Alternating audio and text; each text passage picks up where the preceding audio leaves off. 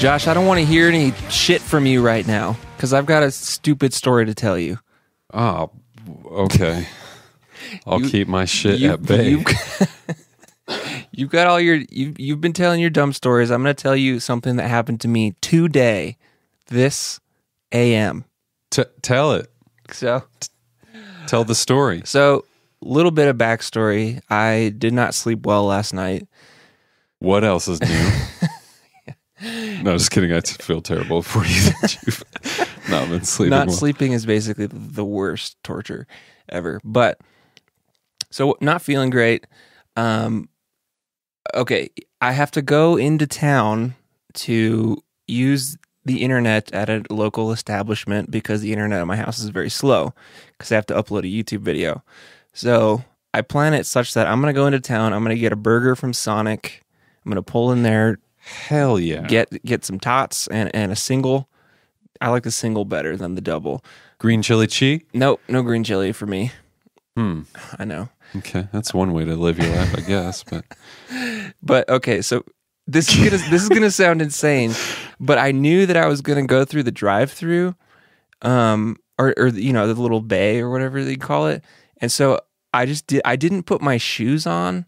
I just threw them in the seat. I was like, I'll put those on when I get to La Cumbre because I don't need to be wearing shoes for quite a while. So no shoes. I have my beanie on, and I don't really look very good. And so the nice girl comes out. She gives me my burger, and then she's about to leave, and she turns to me and she says, "Hey, did you just finish working out?" And I was like, "No, I didn't." And she said, "Oh, you just look like the way I look after I work out." What a compliment. And I was like, "Are you what?" And then I just said something. I was like, "Well, I just starting my day," which was the dumbest thing to say because it was like 11:30 getting a cheeseburger with no shoes on. I was just so thrown off. I was like, "Why in the world would you say that? You look like I do after I work out." Yeah, it's not a great choice of comment, but and then it was just like, "Okay, well, see you later." Oh my gosh. Maybe because your hair's so greasy because you never wash it. Hey, it's natural, buddy. No, here's the thing. If I washed my hair, it would just be a big old puff bomb. It would just be way too big. Sure. I don't want to talk about this. Yeah, right I hear now. you. It's fine. I don't give a flying shit. Gazorpazorp fucking field. Hey, John. Fuck you, John. Hopefully a few people understand. Yeah, that. we are punchy tonight. Anyway, that's a good word you used, punchy. Punchy. That's the word. Andy, I've got something to ask now of you, and I guess kind of our listeners. Mm-hmm. After that wonderful story, thank you for that. What can I do for you? So here's the thing. Here's my thinking behind this little context. When Cordial Kill is done, when it comes out, and when I submit it to festivals, whatever, I'm not expecting anything big or wild or whatever. You know, I'm not expecting success or it to take off, but fame and fortune. But I'm recognizing it will most likely be in front of more people than anything I've ever put out. And as far as books or albums or whatever. So I'm wondering, I've been thinking about this lately, should I drop, in your assessment, drop the title Dr. Gaines and just go to Josh Gaines? Because the Dr. Gaines thing started back in 2012 before I published my first little short story, and at the time I thought it was kind of gimmicky and cute. Well, no, I didn't think it was gimmicky. Now I think it's right. Now I think it's gimmicky. But at the time, I was like, "Oh, it's kind of interesting. Like, who is this guy, Dr. Gaines?" And just wanted my work to be associated with something other than my own name. But now, as a almost 29-year-old, I'm kind of like, well, I that just feels a little silly and childish, and that if if anything goes anywhere with my film career, it's like you're I stuck maybe with... would rather just I'd maybe just rather be Josh. Yeah. And not doctor and have to like explain what's happening there. Right. So what do you think? So personally for me, here's what I think. One is that the name Josh Gaines is a really good name to be on books and movies. It's just very like two syllables, right? In the whole thing. Mm-hmm. It's really good. Or if you want to go by Joshua, that's cool too. I think, I mean, since you're asking, I feel like I agree with your assessment. I think if you put it completely on me, I would say, yeah, go with Josh Gaines. Sure. And I think you, like you said, over time, you will feel more comfortable with that because it's not trying to be something else. Whereas, it's just you. That's what I think. Yeah. We should do a Twitter poll. We can do polls on social media, right? Can we do that? Yeah. So say hashtag Dr. Yes or hashtag Josh Yes. Or I guess hashtag Dr. No. Isn't that a thing? James Bond, first film. Oh, yeah. Dr. No. Anyway. Yeah. And I feel like even saying that out loud kind of solidifies it for me, even to the point that I would probably go change my book titles on Amazon Kindle, you can do that. Which would not be hard. That's not extreme. But I just feel like, exactly what I said. I don't feel any need to hold on to that anymore. And it's like it served its purpose at the time, but now I'd rather just kind of simplify things and just be Josh Gaines. And it feels more mature, if that makes sense. So yes, and that'll be better going forward. Yeah. So there. Hey, speaking of your name, I guess that's solved.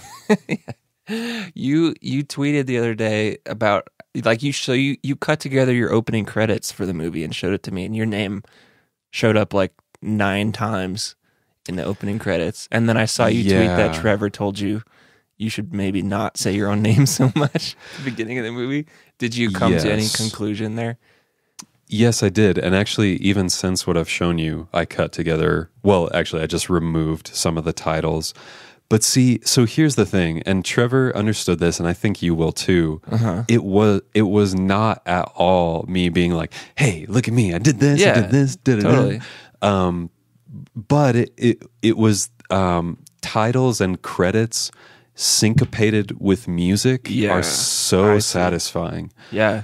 And, so Trevor pointed that out. He sat and watched it through with me twice, and he was like, some people are kind of turned away by this right from the start if it really seems like the director is trying to push their own name. Yeah. And I was like, yeah, you're exactly right. And his suggestion was, I know this is hard because none of our listeners have seen this, but basically within the span of 90 seconds, my name showed up 6 times because it was like music written by director, a Dr. Gaines film, even the like production company title card, which is not final, had my name in it. Right. But I just love those opening credits that are like, yeah, boom, totally. The titles sync with the music. Like that's a very satisfying, yes, because you feel like you're being presented and carried into this experience. And so anyway, so the night that Trevor told me that, I was like, but this. You're trying to come back. But by the next morning, I was like, no, he's right. He's totally right. And if that alone could turn someone away from my short film, I do not want it in there. Right. And there's just, I don't know, there's even something a little more special or appealing about pulling myself behind the scenes and just letting the movie be what it is. And now it's to a point where just a person walking into Cordial Kill dry with no context, they would never know that the director was the main actor. And I'd actually rather have it that way. So yeah, because they can just see it as what it is instead of thinking about all the things that you're trying to do at the same time. Yeah. So yeah, I feel like that's valid. Yeah. What Trevor had to say. And it's like every one of those things, it's the exact same, I was telling Emmy, as having an editor tell you to cut something that you love from your book. Mm-hmm. And in the music world, does that even exist? Is there? Oh yeah. Okay. Yeah, totally. But I mean, who's giving you feedback to like change something significant? Just people I go to, friends. I mean, you would be someone like that. You know, I sent you all my stuff. Sure. I certainly would have listened to you if you had feedback like that. Like that something was going on too long.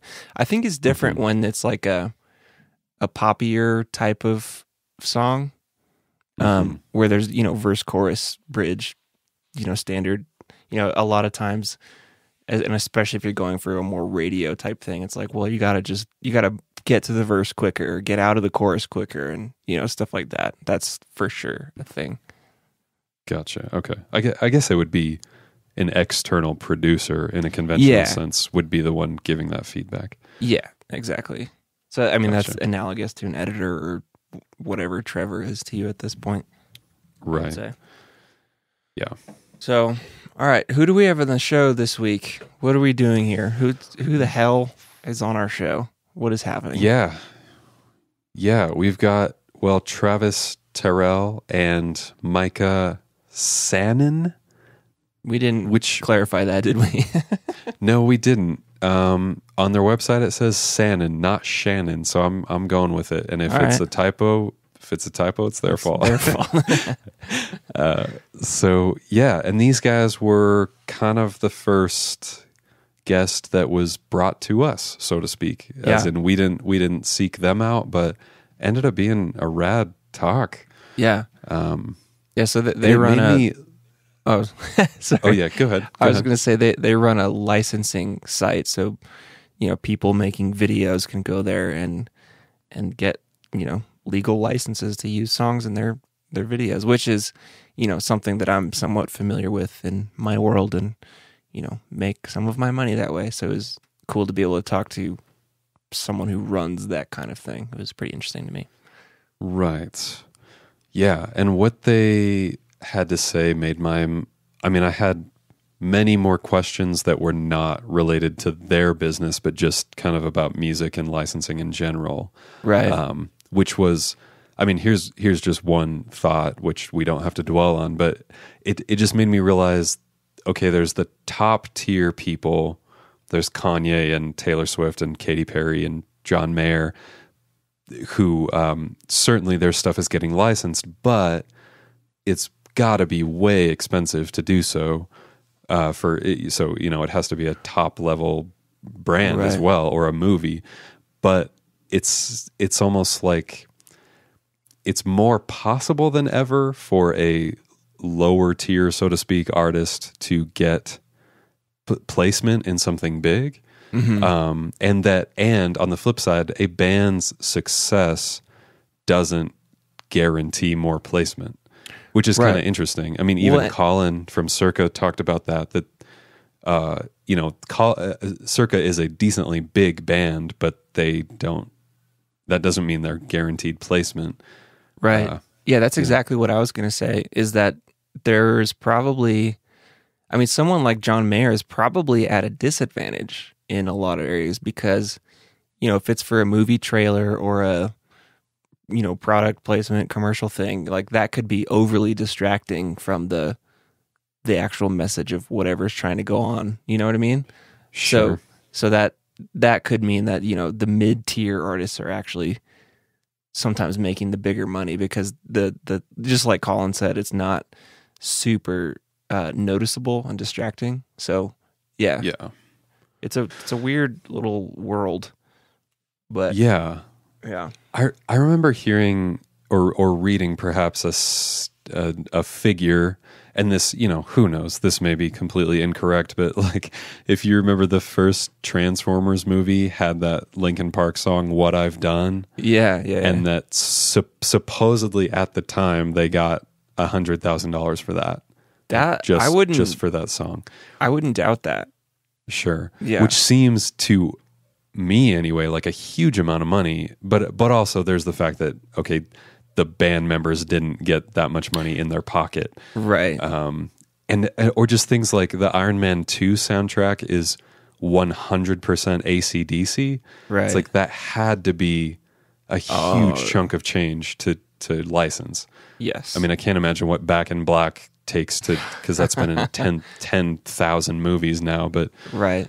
Yeah. Anyway, it's all just interesting because it's so foreign to me, and yet I kind of get it. I kind of right. Yeah. Well, you also have to sort of deal with it on the other side as someone making a movie, or I guess you would if you didn't have a really good friend who was making the songs for you. Yeah, that I thought of this. I thought of that as well because it's like, dang, in a way, I'm like hugely stealing from you by by taking advantage of your talent, and you're making this music for me that you should absolutely be getting paid a lot of money for.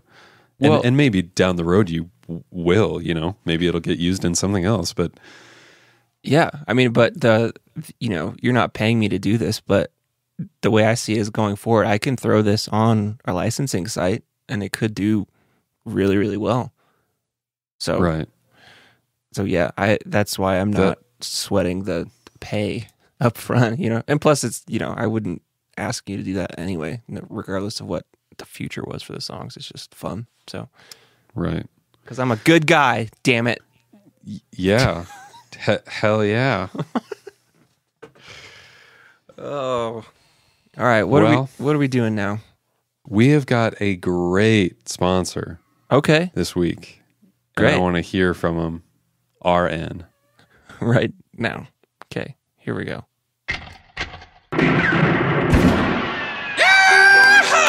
Hey folks, it's me, it's Farmer Bill, here to tell you about Farmer Bill's boot barn extravaganza store. We've got a warehouse of boots. We've got a whole city block full of boots. Plus they're all lining out in the streets, and let me tell you about some of the boots we got. We got rawhide over here. We got leather. We got some cotton boots. We got boots made out of fabric, and we got boots you can put on your little babies. Even you can put them on. You can put them on chicken baby. Even if you have a dinosaur that you brought back to life, like the doctor in that movie. We got boots even for dinosaurs, and let me tell you some more things about oh my gosh, these prices, the prices are scaring me. Oh, they're so low. Wow, wowzers. We got boots made out of snake skin and gun smoke. We got some made out of sponges. Hey, anything you can think of, folks. We got a boots for it, because everybody, hey, in this country, everybody ought to be wearing boots more often. So, yep, get on down for the best deals in town and in probably the universe over here at the Farmer Bill's big old boot place. The name just keeps on changing because that's how forward thinking we are, and boy, my accent just keeps going in and out. But get on down here to the boot place right at the corner of Great Deals and Savings. Yeah, woo! Boy, did that put me in the mood to hear some more accents. So we're going to talk now with Micah and Travis from Soundstripe, which is the Nashville-based music licensing service for filmmakers and composers. So enjoy. Well, yeah, guys, I'd love if you could just give a short little spiel to our listeners explaining what Soundstripe is and what in the hell do you guys do? Yeah. Yeah, sure. So Soundstripe.com is a place where if you're a filmmaker or you're a marketer, advertiser, anybody who needs background music for anything, whether it's film or advertisement or whatever, you can come to our site and pay $10 a month, and you can have unlimited access to our entire catalog, and that is unlimited downloads and no usage restrictions and no upcharges, and you can cancel whenever you want. Cool. Nice. Yeah. Seems straightforward enough. That's us in short. And what are you guys' respective roles within the company? So Travis and I are actually co-CEOs. We've been working together since 2009. And it was to be co-CEOs was actually a pretty deliberate decision. We spent 6 months. We were talking to an investor buddy of ours, and he was like, if you guys are just going to split this thing and say co-CEOs, it just looks like bad management. Like you couldn't decide who should have the job. Yeah. And so you just split it. And we sat on that for like 6 months, but against I guess his advice, we're like, you know what? This just actually makes a lot of sense. Travis is incredibly patient and long game thinking, very much a strategy mind. I like to say that part of his job description is to read a lot and think a lot. And for me, I'm like I said at the beginning, I'm a little bit more of a loudmouth. Like Trav, just tell me what to do and I'll just do it. Right. Yeah. So the dynamic between the two of us, I think, has been partnerships are hard, but sure. Yeah. I think we've done a pretty good job. It's taken 6 or 7 years to really figure out communication, and we're still working on it. It is like a marriage, except without sex. Oh, sure. Yeah, just minus the sex. Yeah, seriously. So, yeah. So I'm gonna start right off with a not a hard question, but so when Marshall Josh playing hardball. Yeah. Give it to him. When Marshall sort of described the company to me, as you just did, my first thought as a creative person and as a kind of sort of used to be a musician was, if it's only $10 a month for the content creators, how do the artists get paid what their music is truly worth? I love it. That's one of my favorite questions, man. We're going right to it. No, I love it. I'm actually really grateful anytime. We didn't think we would get asked this question. But we really just didn't anticipate it. And when we first opened our doors, we were actually really pleasantly surprised because Travis and I actually, to give you just a little bit of history, Travis and I, when we first started working together, were actually co-producers. So we, so we were doing artist records and stuff. And being in Nashville, there's a lot of artist producers here, and so we kind of got into the jingle side of the business, music licensing, kind of on the traditional sense, doing jingles for commercials and whatever else. And so Travis and I, our history is on the composing, producing side of things. Gotcha. So that always helps, kind of like, for lack of a better word, lube this conversation.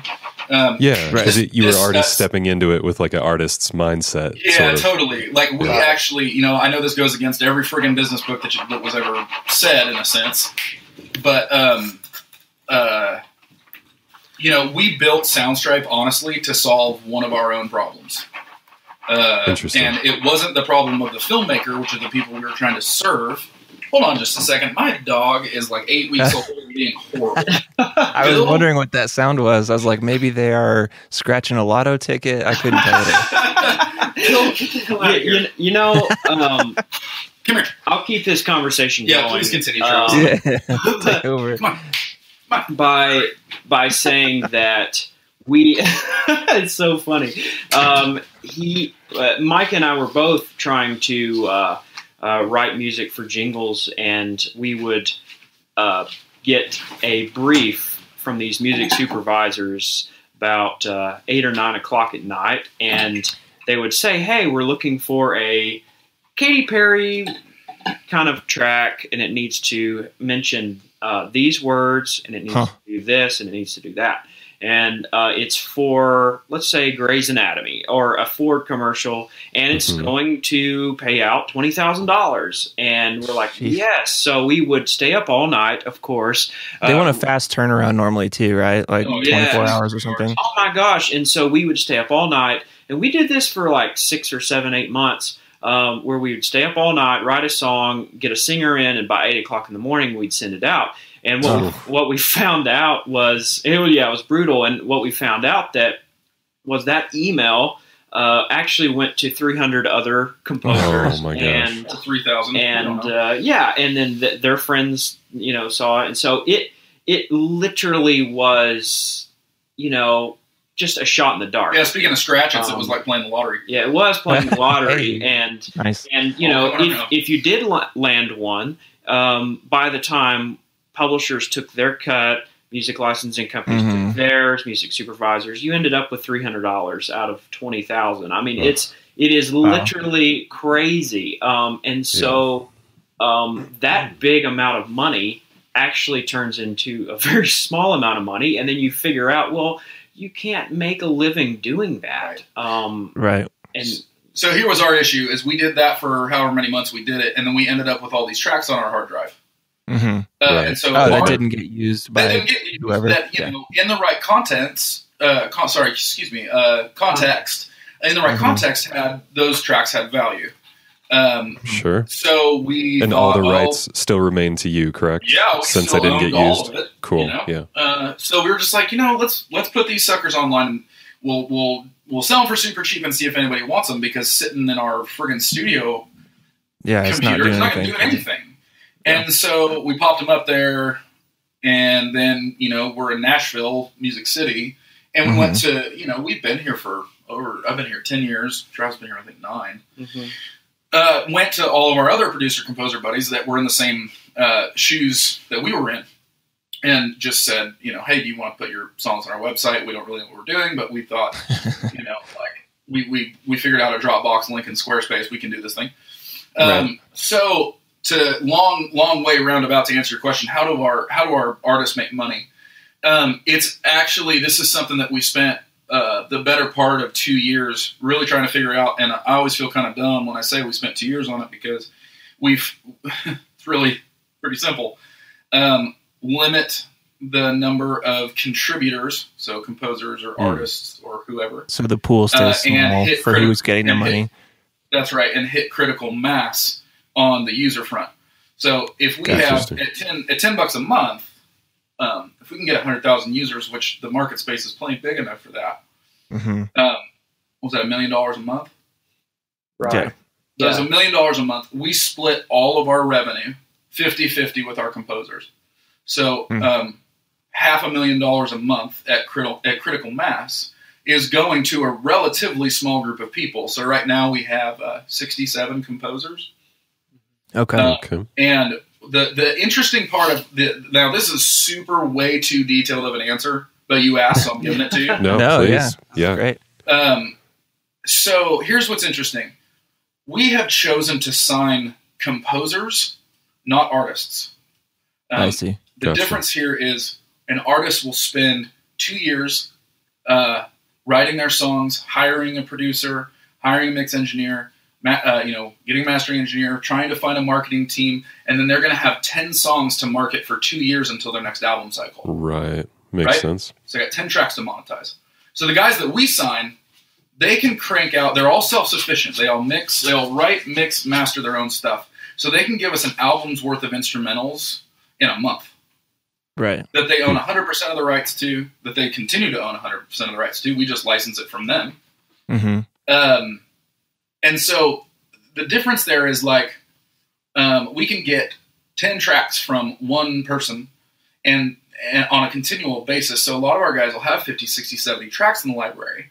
And what's cool for us is, if we get up to 10,000 tracks or 15,000 tracks in the library, and, if it takes 100 or 150 composers to sufficiently do that, we're never going to build the catalog up to 100,000 songs. Because quite frankly, you'd never be able to find anything you're looking for. Right.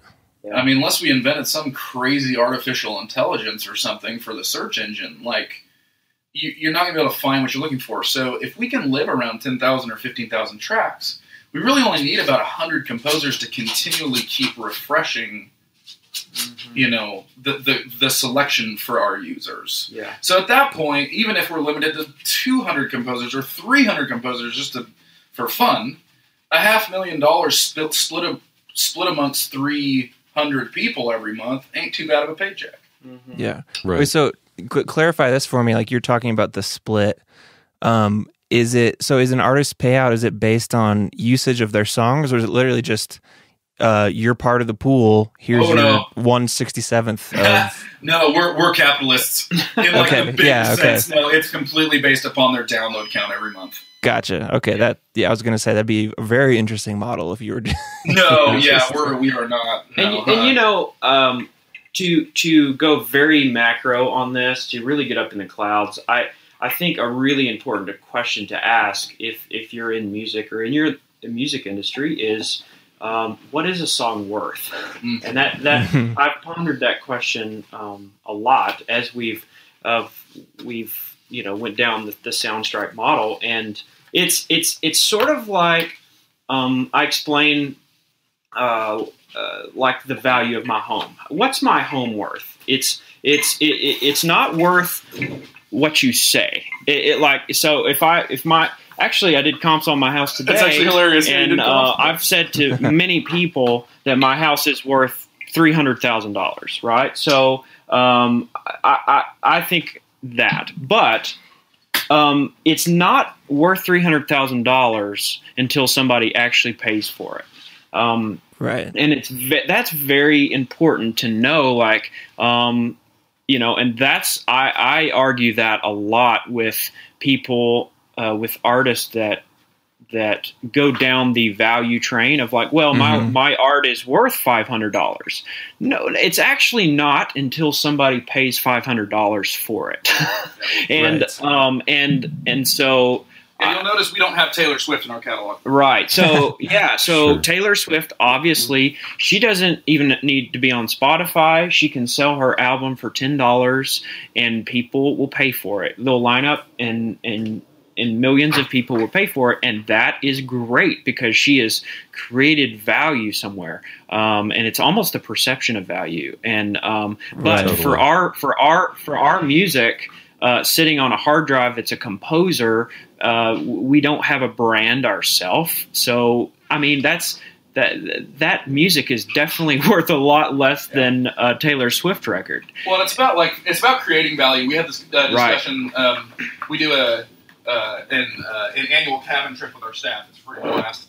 And we were talking about this whole, exactly what you're saying is just really plainly. Travis and I think, have 20 or 30 tracks in our library, like back from when we actually had the time to make music. Mm-hmm. And before Soundstripe, those songs made us $0. Right. And I think, to be completely frank with you, we've made more money personally from those tracks in the library than we actually have taken paychecks from the company. Yeah. And we've made more from old publishing entities too, from songwriting and all that. So that's another fun time. It's just an interesting. On the same day, we got a Soundstripe paycheck, and on the same day I got my personal publishing checks. I used to be in bands and stuff, right? And wrote. I wrote like half of a record that sold like 110,000 copies or something. Not huge, but big enough. Sure. My publishing check, both sides, publishing and writer, was like $3.47, and that record sold 110,000 copies. And my Soundstripe pay that month, this was like 6 months ago or something, was like $180. Yeah, that's awesome. Yeah. It's just kind of fun. I don't know. It's just a different perspective, I guess. Yeah. Go ahead. Well, Andy. I was gonna potentially, and we can go somewhere else, but I mean, we honestly went to the most interesting part of the conversation for me.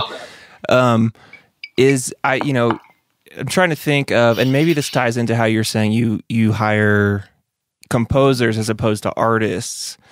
I'm just sort of thinking back over time with like Napster and Spotify and people talking about value of music. And it's like, I think a lot of the problems people have with it is it's like the artist has no control over the value, because Napster comes out and like, well, it's tech guys behind the scenes are like, hey, I found a cool way to deliver you music. That's cool, right? And the artist is like, well, yes and no, because they essentially had no say in their music being devalued, right? And then the scene would be the same with Spotify. It's like, well, our downloads are being cannibalized by this more, right. You can't really argue with the idea that Spotify is a easier way to listen. You get delivered more, faster, better. Mm-hmm. So on a consumer side, that's great. Mm-hmm. But, the pushback, I think, from artists is like, well, we have no say over that. Mm-hmm. And that's really frustrating. So like your house example is kind of, it makes sense and it sort of doesn't to me, because it's like, there's no man behind the curtain mechanism who's like, well, now we sell houses differently. Sure. So it's worth half as much now, No, right. But No, Yeah, you're well- right, man. Yeah, and I just see, like, so I do licensing stuff too. I'm on MusicBed is the main one that I'm on, and I over the last year or so, like, my money from it is going pretty steadily down, and I don't know if it's because, and again, I'm sort of playing devil's advocate here, I love it. half and half, but it's like, and I've had other licensing agent, like startup licensing agencies, approach me and be like, hey, we can sign you non-exclusively too if you don't put your catalog on my site. And I've done a couple of those and they've gotten me exactly $0. But I guess where I'm really going is, like, it seems like in the licensing world there could be a similar thing where it's like, oh, people are finding easier, better, faster ways to get licensable content to creators. But I mean, do you guys, where are you guys at in terms of, like, someone like me who might say, well, that's once again the artist being left out of the value conversation? Does that make sense? Oh, Does that change your answer a little bit? No, that's a really, really great kind of pushback to that. So here's what I think I would say. I wrote an article, I don't remember who it was for, a while back. It was about Spotify. So I went to a music tech conference here in Nashville. And I swear the only thing that was discussed, like in every angle, every discussion was, what's a song worth? What are the art? Right. Every single, no one had answers. Like, record labels didn't have, everybody was just kind of like, Yeah. and so here's my take. This is my take on it is, it is, as far as the artist not having a say, you're correct. You don't. What you do have control over is the way that you play your cards in the marketplace. Yeah. And the tough part is, man, is like, because the market gets to decide. Yeah, the market gets to decide. And I think that was really more of the point of the housing conversation. So that makes sense. A little interesting factoid. I think it was back in the 30s. All my stats are going to be wrong. So if anybody checks me on this, I'm going to be wrong. But the story's principle stays the same. So back in the 30s, the very first, there was a year where the first pick in the NFL draft for quarterback for some team or something, the guy was the first pick, and he chose, instead of going and playing in the NFL, to continue his job at, what was it, a rubber factory, Travis? Yes. Because his rubber factory job paid him more. And that was in the 30s. I believe. So now fast forward to now, and professional football players make millions upon millions upon millions. So if we want to talk about, like, the choice in value and fairness, you're right, that football player did not get to choose how much the NFL was going to pay him in the 30s, just like they don't get to choose what they're paying him now. But nonetheless, it is what it is, and you have that guy played his cards by saying, I'm staying with rubber. Right. So the interesting thing is like, because we knew, and we are fully prepared that we are going to get scrutinized like Spotify gets scrutinized. Right. Like we just knew, and that's okay. No, that's good. You should know that. Yeah, for sure. And you know what? We're not a bullshit kind of company. We're pretty transparent. Sure, And you told us about your $180. Most people don't want to go there. I'll pull up our payout right now and tell you. Like, it's we are very we're very passionate about what we're doing, and we really believe in our business model because we've seen a handful of guys just in our first year. Mind you, our storefront online launched in February of last year, so we're just approaching 1 year. Gotcha. And we have a handful of guys that are making a pretty significant part-time income. Gotcha. Yeah. And we see, good Lord, I've been dealing with bank stuff for the last 3 weeks, so I've been doing projections for 17 and 18. And our goal by the end of this year is to try to hit 10,000 users. And when you start doing the math on what that means and the implications for some of the, the top 10 or the top 20 guys that are getting, downloaded, right? It's like this could be a full-time job for these dudes. Yeah, totally. Yeah. And musicians never have full-time jobs, right? And so to me, like I love to reverse engineer things, and to me, like, if you went through a licensing agency and, got $1,500 for a sync, that you could say, oh, that's great value, right? You're valuing your song appropriately. But then that's one time, and you may have another one maybe 3 or 4 months later, a year later, you may not, and you may have, $50 wedding license here and there. But what we're really trying to do is create consistent income, and that $300, $400, $500, $600 now that some of these people are making every month have been making it all year long, and it totals. Even though a value of a song on our catalog might be, depending on how many songs they download, it might be 80 cents. But I'm not. I'm reverse engineering it to look at what. It's all about the number of users, and the check is higher no matter what they download, and also wait a minute, there's no also. Well, I'll say this, man, like as an artist, with your tunes, our business model is a little bit unique because really the people it's here to serve are the independent producer composers. That's who we serve, honestly. If you're an artist and you do, 5 tracks a year or 10 tracks a year, or whatever, I honestly, if you were to approach us and be like, hey, what would Soundstripe look like for me? More than likely my answer would be, well, you're probably not going to make very much money with us. Right. You would probably be better off to protect your masters and try to find a traditional pitch agent that's going to try to get you on big fat syncs. Grey's Anatomy and NFL commercials. Now, the issue with that, and this is where, now, by all means, go ahead and go do it and let your art speak for itself. That's great. But I will tell you from personal experience, everybody in our field in music licensing, everyone is racing for those top syncs. Everybody is on their hands and knees in front of music supervisors begging.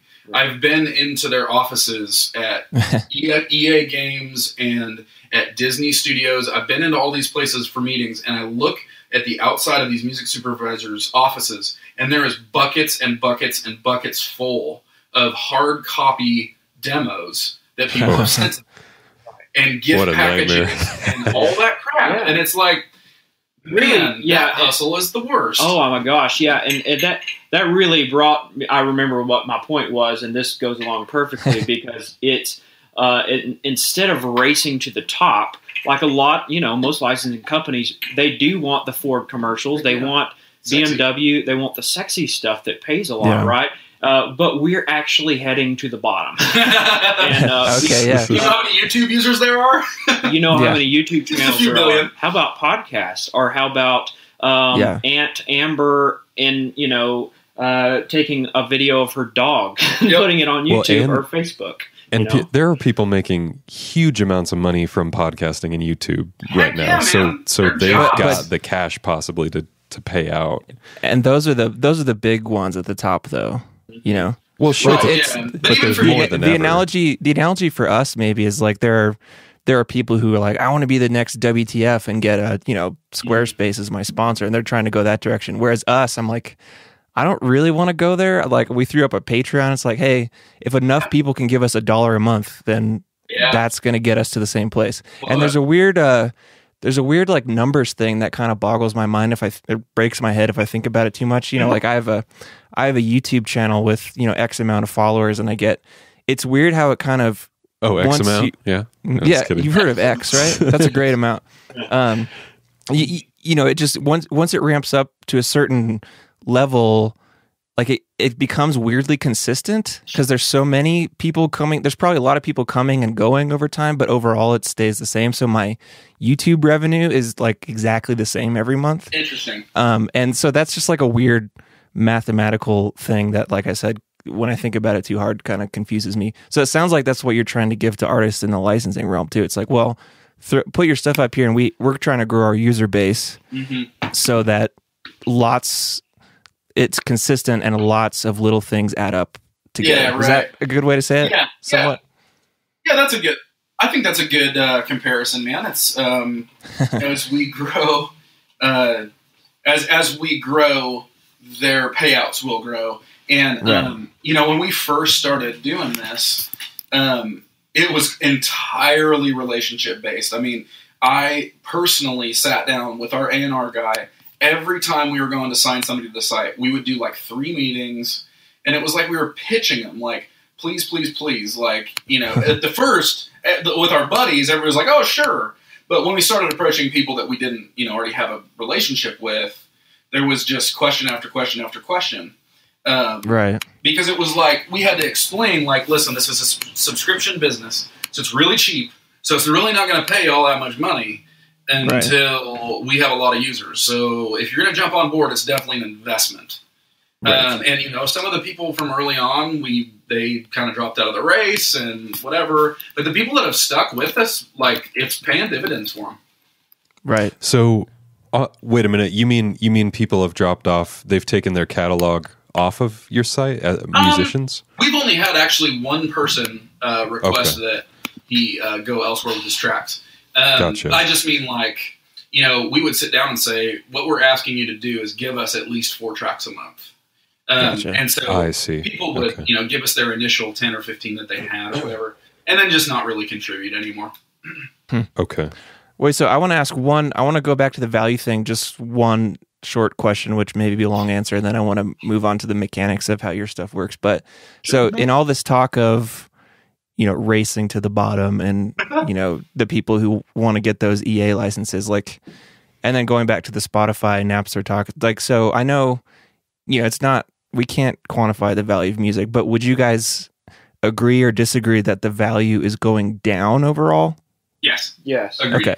Okay. Yeah, absolutely. I do too. I was just curious. For sure. No, absolutely. I mean, I think if you look even historically, back when the performance rights organizations started forming, ASCAP and BMI, for, you know, publishing and writers' royalties and stuff, man, it was like, to be in music was booming, baby. Right.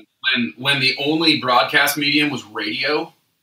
Right. If you could be the cellist on some live broadcast Friday night and hundreds of thousands of people tuned in, you were getting paid. Yeah.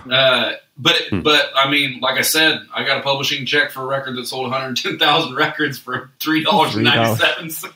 Yeah. So yeah, very much down.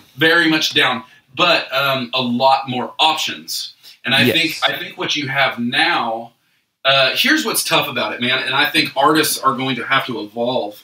Up, you know, into the 80s, the goal was do a demo, get discovered, get signed to a label, and all your dreams will come true. Yeah. And now that's what all of us don't want. We're like, I don't want a label. I don't want to be on a label. No, it's like that has all completely changed. Because now, if you're looking for a label deal, they won't even look at you unless you have, you know, X amount of social followers. You have. See, there's that X amount again, Josh. Yeah, I see. Sweet now I X get number. it. Okay. You know, they won't even look at you. So now, well, because a label used to be basically like a bank that gave you a loan, and now the labels don't have any money. That's a really shitty bank. Oh yeah, that gave you a really shitty loan. Terrible terms. and I mean, you know, now for better or for worse, you actually have a lot more control over your career. Right. You might not have control over the market, but you're never going to have control over the market. Like even the housing, back to the housing thing. We right now, Nashville is in a real estate boom. It's great. Travis has gone up. I'm not going to say how much, but a lot, significant equity in his house. Hell yeah. Yeah, it's awesome. But ask the people that bought in 2007, 2008. Not going to tell you the same story. Right. They don't have control over that market, just like we don't have it over the music industry. But there is a lot of things that you can do and monetize. Like you're talking about your freaking YouTube channel that you're monetizing. That's incredible, man. Right. Yeah. And it's like no one feels sorry for Blockbuster. And if you reverse this, exactly. If you take art out of the situation, you don't feel sorry for people that didn't involve, and you know, and then there was Redbox, and then now Redbox is out. You know, everyone has Netflix, and it's what America does, and they do it very well, and. it works. And nobody feels bad for Blockbuster. no, they It's my don't, favorite. honestly. And you know, if you're an artist and you're still on the mentality to get your CD into Walmart, then you've already lost. You've already lost the game. And if you're Yes. really worried, you know, instead of really worrying about the value, like let's just build our fan base so much that you can have 10 million streams on Spotify, and then you can make a lot of money. Yeah. And then every company is knocking on your door for endorsements, and you're selling out arenas. And we hear about this all the time. Yeah. It's just the value and the market has changed. And one of our company core values is date the model, marry the mission. And so what I mean by that is that the model will always change. It will be, you know, for $50 for a wedding license. It will, and then it used to be $1,500, and now it's $10, and it will always change. And maybe it will be on mobile, it will be on and that evolves all the time. But we are married to the mission of why we do what we do, and that's really what matters. Wait, so what is your mission then? Well, is to stimulate the economy for musicians, and really to provide, you know, these musicians that are our dear friends, and we are those people, you know, and we're in it to win it, to make these people a small living, you know. And of course they'll have to do other things, but they're also producing artists, and they're also whatever. Yeah, everything's piecemeal, it seems like. Right, you know, and you know, I don't know if we'll ever make anybody rich or anything, but it's I don't know, you know. Micah, do you have anything to add? Oh, we're gonna make people rich for sure. Oh, it just might not be you guys. I'm that guy in the company that's like it's just gregarious and annoying. No, I think it is really rather important to us stimulating the creative economy.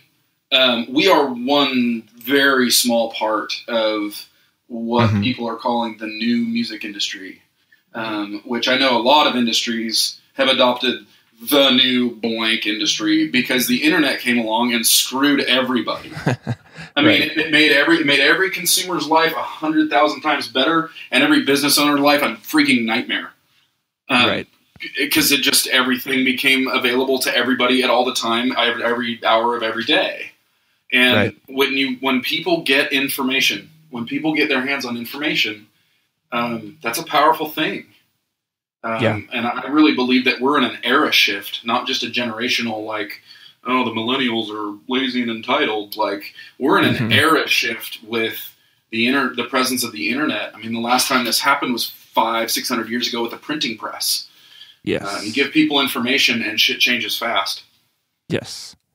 So I'm curious, what's the, maybe this is a stupid question, but what is the rationale or the benefit to the artist to, as you said, ideally be putting at least 4 songs out per month? What does that do for them and for you?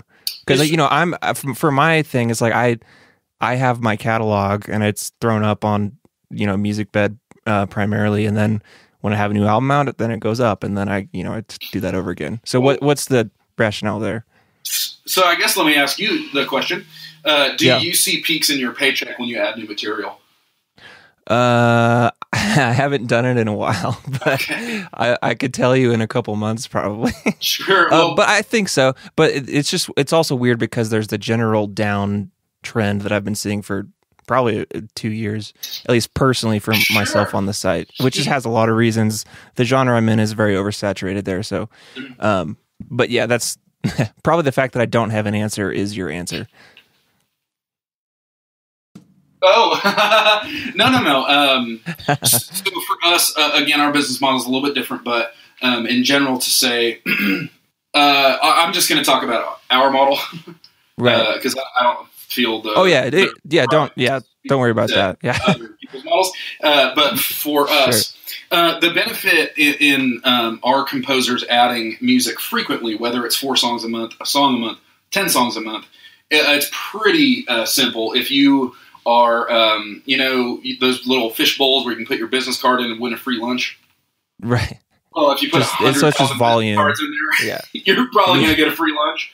Right. It's quantity actually matters. So this is really interesting and a little bit embarrassing, but I'm going to say it anyway. So at the very early on in our company, we didn't have very many tracks. We had one guy that had probably 40% of the songs in our library because he just had a ton of music. Right. Now, if I'm being honest, it was the worst music in the library. But the math worked in his favor. But he is, to this day, still in our top paid people. Wow. So okay. Now quality, I bite my tongue when I say that because quality for us is a huge deal. Yeah. So, over time, when I publish new songs every week, I go and find some lesser quality songs and remove them. That is evolving. That is changing. Okay, so that's interesting. So people can upload 4 songs a month or whatever, but it'll rotate through. It's like this song you put up 6 months ago is now no longer available. Does that happen? Yeah, it's completely. Okay. So what's published in the library is completely our discretion, and we make that real clear at the very beginning. Gotcha. For every person, because curation and quality is part of our brand promise to our customers. Right. That makes a lot of sense. Yeah. Cool. So just don't make crappy music, and then we'll put it up. Oh yeah, totally. And that kind of brings me back to your initial story about writing the jingles and stuff, because I like when you were describing that, it sounded like the worst thing. Because it was the worst. Yeah, honestly, and so like my approach to this stuff is I'm gonna write the songs I want to write. And those are the songs that usually end up doing better for me licensing wise. But when when someone gives me, and it's happened before, I was contracted to do a whole library, like 15 songs for a company, like an exclusive thing for them. And it just, at first I saw how much money they were going to pay me. I was like, hell yeah, I'll do that all day. But then when it came down to it, I was like, this is the worst, like doing music for other people.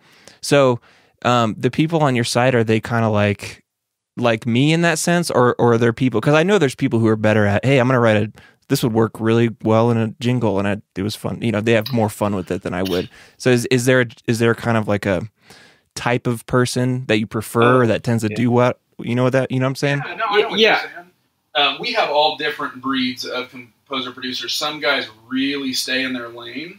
Yeah. And just do what they're really great at and what they love to do. Mm-hmm. And if that happens to be a genre that resonates with a lot of our users, then they do well. Right. We do have a rather large group of people that are like the creative challenge. Yes. So for us, it's completely autonomous. Like they can work as much or as little as they want, and they can do whatever kind of music they want. And we try to weekly or at least bi-weekly give them direction as to what's being downloaded and what's popular and what market pushes we're going to do coming up. So we really try to inform our guys, and we break it down like literally down to the minute of every song. Like, hey, try this structure. We've seen it perform really well, and some of our guys love that challenge, and they will do it, and they will see results. It's pretty cool. And did they get like a monthly report, or maybe longer than that, but just of what specific track is sold, where it's been used, perhaps? So they do receive a breakdown. If right now it's on request only because our tech is still in version 1. But Gotcha. by this summer, they will constantly have a live update of like what's been played, what's been downloaded, all that good stuff. We're really pumped about the contributor dashboard that's coming out this summer. Nice. That's pretty cool. Yeah. Girl. So I've got a question, and you guys can speak as much or as little to this as you like, but you guys have had a previous business venture together that did not go so well, correct? Yes. And would you be willing to talk about that? Oh, heck yeah. So, What did you tell them? honestly, That's some good dirt, Josh. This is great. I don't know where you found that, but touche. Yes, and before I say that, I'll say a lot of our history is about failing, and I'm very passionate about it. and so we started working together in 2009, and we started doing artist records and such. And when I was the guy that went out and constantly found new artists to produce, and Micah was kind of the hands-on guy that actually produced and engineered the record. And I found, again, like that world is hard, and it's kind of sorry, can you hear me? Oh yeah. Oh yeah, sorry. Clear. My thing is messing up. The what was going on is that world was getting tough too, and it was just constantly trying to find the next artist, and we were like, man, like we need to do something else. And so I'm a huge studier. I read all the time. I'm listening to podcasts, and I think I ran onto something that was talking about real estate investing, and I was like, oh, Micah, we got to do this. And so actually we started another company called Compound Property Group. And basically we were doing real estate investing, and we did it all of 8 months, and really tried. And we were so into it, and it was honestly really fun to learn about the business, and it was a good business in theory, but none of us were really passionate about real estate. No. The moral of the story is that if you're doing it just for money, it's not going to work, and you're going to get really burnt out, because starting a business, as you guys know, is the hardest thing that you will ever do, and you're going to fail at many things. And so that I personally believe that, like, you have to have some stable ground when it gets really tough, where you can go back on that passion or whatever that fire under you is, and you can remember, okay, this is why I'm doing this. This is why I'm up at 3:00 stressing about whatever, and this is why I'm trying to get money, or this is whatever. And so that's a short description. We really tried. We really tried with the real estate thing, and it just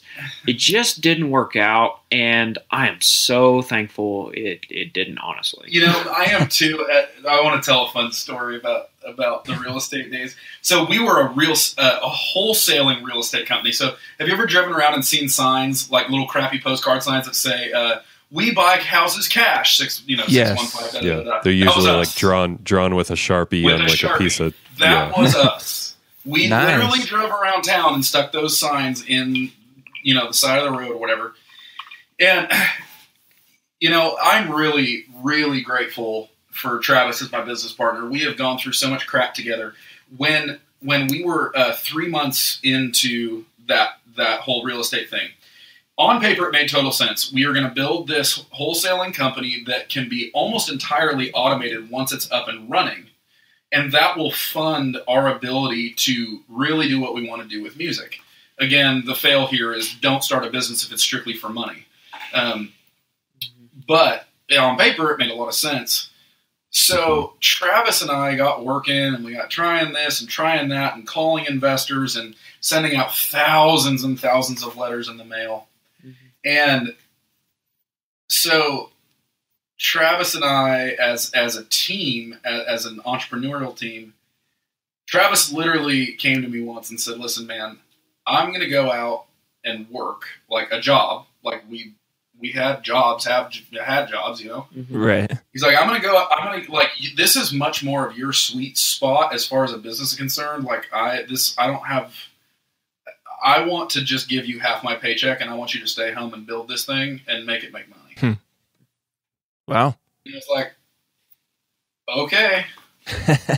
So That's almost like a spouse going to work and the other one staying home. like There's we said, the marriage man, thing again. It's like a marriage without the sex. And I stayed home and worked my fingers to the bone, for probably 4 months until I had a panic attack. Mm-hmm. And once I had a few panic attacks and our friendship was just about in the can, we chose to have our friendship and our relationship over a business that we didn't really care about. So we sold the business for what, $300 on Craigslist or something. I think so. Yeah. So You gave away all you gave them all your Sharpie signs. Oh, hey, we didn't give them. We sold them, baby. 300. We've sold our first venture, 300 bones. Oh yeah, It was an interesting ride. Yeah. that's so funny. That's Well, hilarious. that's a good testing ground for your new venture here. So that's Where that's did you good. find that? Did you, or Well, are you okay, thinking of something so- different?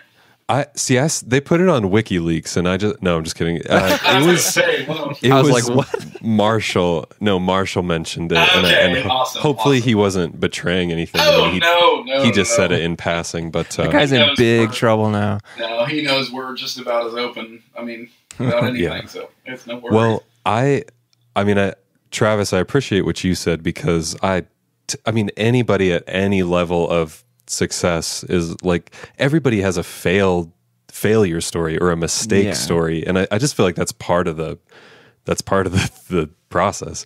So it's good. I'm very glad you guys like restored your friendship and didn't just drive it into the ground because of money and business, and like now you have a new thing. So oh yeah. Yeah. Anyway. I'm sure it could happen. I mean, but like I know it's just really important to even in the company that we have today. I mean, we've made mistakes, of course. Like we make mistakes every day, and that's part of it. And I really am almost bullish on how many times can we fail, and because it means you're actually getting closer to something good. And I think Abraham Lincoln had 14 businesses that failed before he finally found what he was good at. Nice. And So don't have 14 businesses and then go to a play at whatever theater that was. right. Yeah. So it's just really that's just fascinating to me, you know. And I think a lot of people just give up before honestly they failed enough. Yeah. And because honestly, like we've been at it for a long time, and with really a production company that didn't really pan out, and a real estate company that didn't pan out, and this and this and this, and then the first iteration of our music licensing company that was very similar to like a music bed pricing, but that didn't work either, and so we're really thankful that we had the stamina to deal with that, because most people would just kind of pack the bag and go home, and really rightfully so. Gotta be a little dumb. You got to be a little crazy, honestly. You know, Right. something we pitch and preach about a lot is persistence paired with self-awareness. You know, it does take an incredible amount of persistence to start your own company or choose to be an artist or try to monetize something you're passionate about. It takes so much persistence, but ignorant persistence can actually be dangerous, because you can end up, you know, pushing for 15 years for something that, man, you just don't. I'm a 6-foot white dude who can't jump. I shouldn't try to be in the NBA. Right. And I can be as passionate about basketball as I want to be, but I'm never going to be a professional NBA player. Yes. And so don't do that. Like have the self-awareness to know, and you know, even sometimes it's a really difficult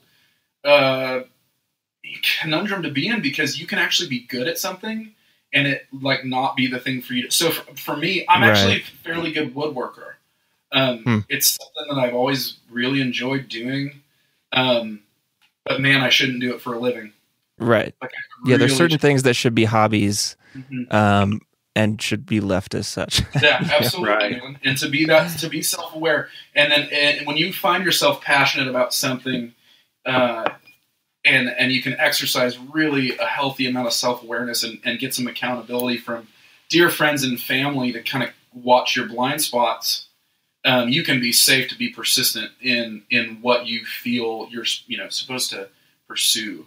And I've never had a doubt in my mind that I was supposed to do something with music with Travis.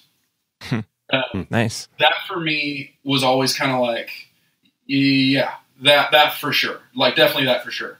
Now, I never would in a million years would have guessed when we met in 2008 and we're like jamming. He's a fiddle player, I'm a guitar player, just like making little crappy demos on my porch at midnight. Never in a million years did I think we'd be co-CEOs of a tech company. Right. Yeah. Because really that's what we are. We're a copyright management and tech company. Yeah. Now, that was not in the plan. That sounds so boring. It's so boring. So boring. But I love it every single day. Like, this is I'm going on hour 14 of work today, and I'm still just enjoying myself. Yeah, that's great. I'm grateful that this isn't a video because I'm in PJs drinking whiskey, but hey, I'm basically the same, so we're all good. I got pants on. That's pretty important. Yeah. Well, hey, very. Oh, sorry, we're about to do the same thing. I mean, very last thing here is, so where do you want to? So artists who want to be a part of Soundstripe, or creators who want to sign up for $10 a month, where should they go and do those particular things? If you're a musician, if you're a composer, producer, and even if you're an artist, if you feel like you still want to give Soundstripe a whirl, you can go to partners.soundstripe.com and click apply. And we'll ask you some questions, ask to hear your music, and then that goes directly to one of the guys on staff, Aaron, who is our gatekeeper, and he'll give you a yay or a nay. And Travis, you can. Cool. Yeah, and if you're a visual creative of any kind, then you can go to just soundstripe.com and there you can sign up, and you can listen to the catalog and hear some of the music from these creators that do it. So I mean, it's pretty simple. We're on Facebook and all those other things. Yeah. Okay. Yeah, right on. Cool. Well, this flew past. This was fascinating to me. So talk about Spotify, and you will. It lasts for an hour. Yeah, it feels like 5 minutes. If we go to the value of music, we can seriously burn some hours. Right. Right. Well, thank you guys so much.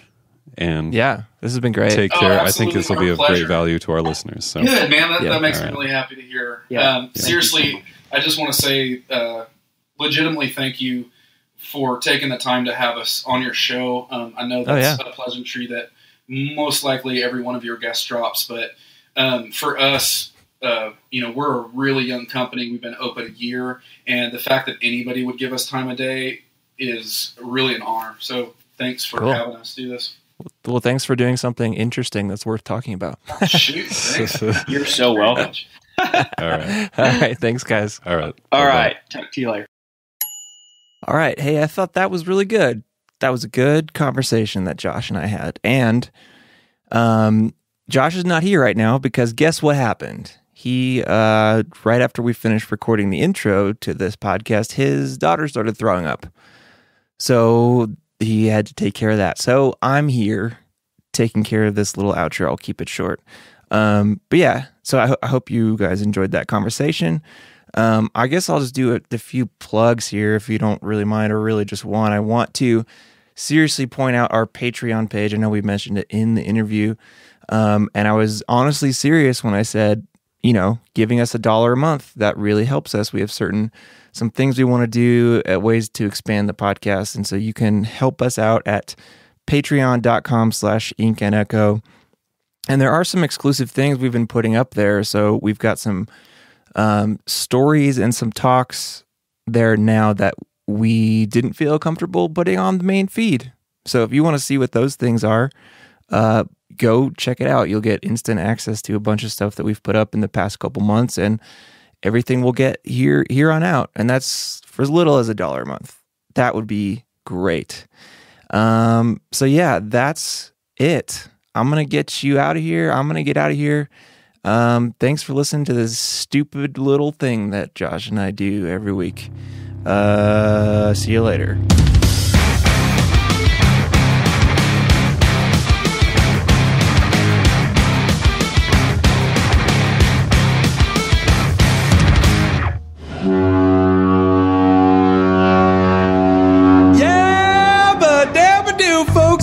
It's Farmer Bob over here at Farmer Bob's boat barn super de duper store. We've got all kinds of boats laying in the lake, in the ocean. We've got boats piled all along the sea coast. We've probably got all the Great Lakes filled up with boat deals over here. We've got yachts, we've got schooners, we've got little sailboats, we've got those little pedal things they have at the park sometimes. And hey, listen to this, folks. If you ever heard of anything about Farmer Bill, that's my no good piece of shit brother. He's a real son of a bitch. You know what I'm saying? So don't buy anything from him. But hey, if you're looking for not boots, but for some boats to put in the ocean, or if you want to just get away for a while, hey, I mean you deserve a vacation at a great deal on maybe like a banana boat, or one of those things that the rafters do. I don't even know what it is, but we got them, and they're cheap. And hey, don't ever, just make sure not to buy any boots from Farmer Bill. He used to pick on me when I was little, and I mean he really abused me. Actually, he's my big brother, and boy, he's really terrible. And actually, he still picks on me. And oh man, I've got some deep wounds from Farmer Bill. So and his boots are real pieces of shit. So don't buy them. Those fall right off your feet. But I'll tell you what, if you need a great boat deal,